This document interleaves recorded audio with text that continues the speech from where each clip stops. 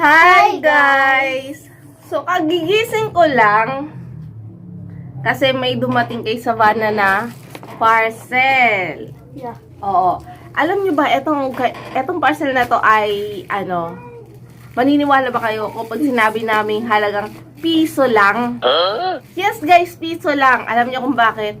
Kasi bagong account ni Savannah. Pati yung si Lola. Oo, bagong account ni Savannah sa Shopee. Ganun pala yun, no? Kapag bago kang account, bago yung account mo sa Mura. Shopee, mura lang, piso lang yung karamihan na unang order mo sa Shopee.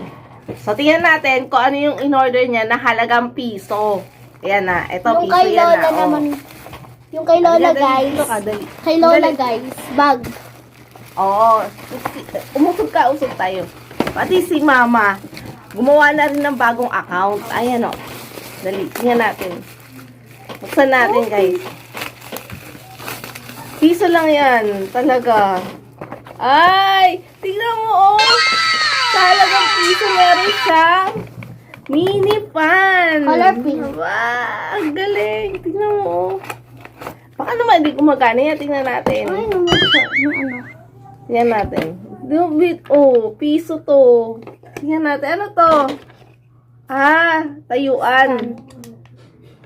Tingnan natin. Ay, hindi pa siya gumagana. Lobot pa. Lobot Pero umiilaw.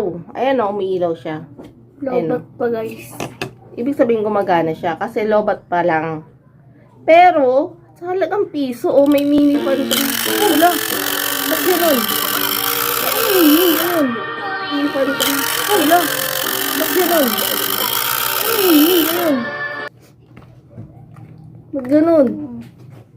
Ito yung charger mo, Mino. Diba? Umano yung loob. Dapat bag na lang kinuha mo. Mano? Parang masira. Lo. Pagawa natin kay lolo mo.